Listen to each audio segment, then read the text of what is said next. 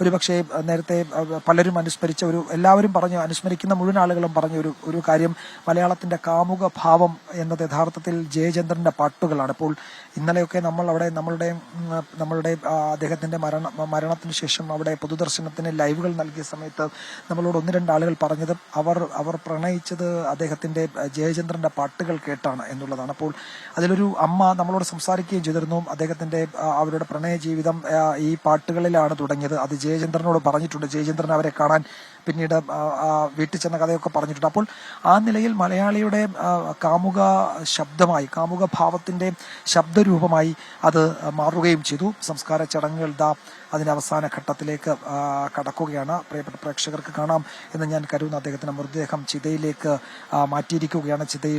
ചിതയിലേക്ക് ആ മൃതദേഹം കുടുംബാംഗങ്ങൾ നിറമിഴികളോടെ വയ്ക്കുകയാണ്. ചടങ്ങുകൾ അതിന്റെ അവസാന ഘട്ടത്തിലേക്ക് കടക്കുകയാണ്. ഇതിനോടകം മതപരമായ ഏതാണ്ട് എല്ലാ ചടങ്ങുകളും പൂർത്തിയാക്കിയിട്ടുണ്ട്. സംസ്കാര ചടങ്ങ് നടക്കുകയാണ്. നമുക്ക് അറിയാം, നമ്മളുടെ ഭൗതിക സാന്നിധ്യം അദ്ദേഹത്തിന്റെ ഭൗതിക സാന്നിധ്യം നമ്മളുടെ കൂടെ ഇല്ല എന്നത് അങ്ങേയറ്റം ഹൃദയഭേദകമാണ് എന്ന് നമുക്കറിയാം. പക്ഷേ അപ്പോഴും അദ്ദേഹം പാടി നമ്മളുടെ മുന്നിൽ ബാക്കി വെച്ചിരിക്കുന്ന അനശ്വരമായ ഗാനങ്ങൾ, അത് മലയാളം ഉള്ളിടത്തോളം അതിന് മാറ്റമുണ്ടാവില്ല,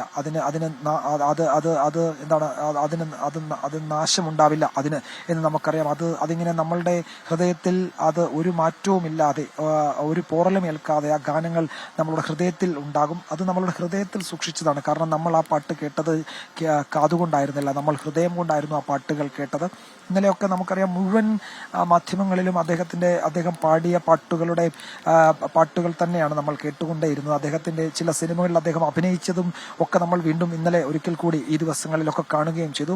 എത്ര സജീവമായിരുന്നു കലാ സാംസ്കാരിക ലോകത്ത് ജയചന്ദ്രൻ എന്ന വ്യക്തി എന്നുകൂടി ഓർക്കേണ്ടതുണ്ട്. ഒരു മനുഷ്യൻ എന്ന നിലയിൽ അദ്ദേഹം അങ്ങേയറ്റം കർമ്മനിരതമായിരുന്നു. അദ്ദേഹത്തിന്റെ അവസാന മണിക്കൂറുകൾ വരെ അദ്ദേഹം ജോലിയെപ്പറ്റി ഇനി എന്ത് ചെയ്യണം എന്നതിനെപ്പറ്റി ആലോചിക്കാതെ അദ്ദേഹത്തിന്റെ മണിക്കൂറുകൾ കടന്നു പോയിട്ടേ ഇല്ല. അത് അദ്ദേഹത്തിന് പുതിയ ഊർജ്ജം നൽകുമായിരുന്നു.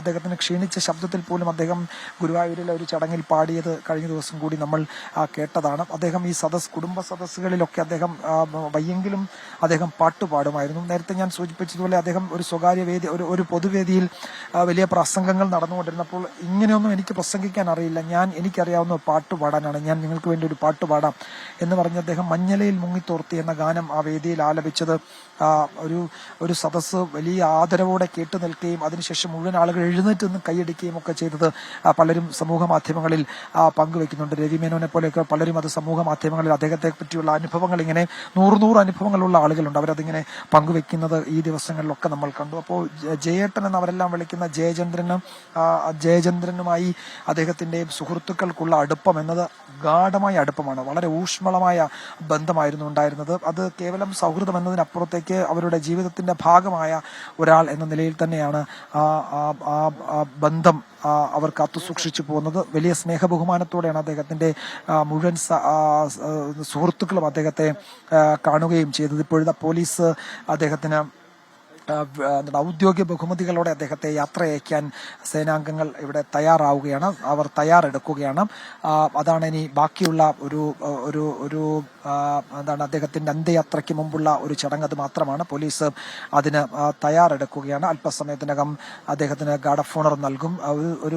ഞാൻ നേരത്തെ പറഞ്ഞതുപോലെ ഒരു നാട് മുഴുവൻ അദ്ദേഹത്തിന്റെ അന്ത്യയാത്രാ വേളയിൽ കണ്ണീർ പൊഴിക്കുന്നത് നമ്മൾ കാണുകയാണ് ആ ദൃശ്യങ്ങളിലേക്ക്.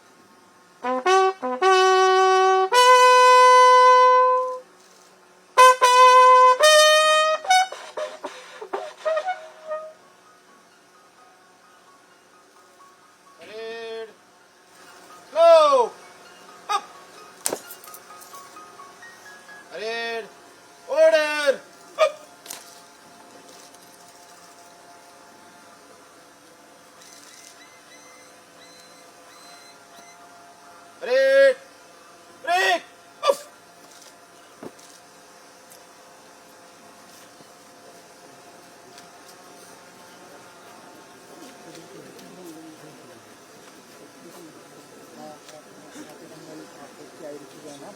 ഇപ്പോൾ പാവകജ്വാലകൾ കടക്കുകയാണ്.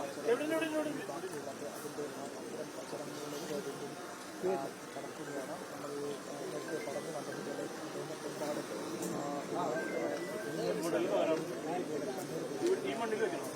ഒരുപാട്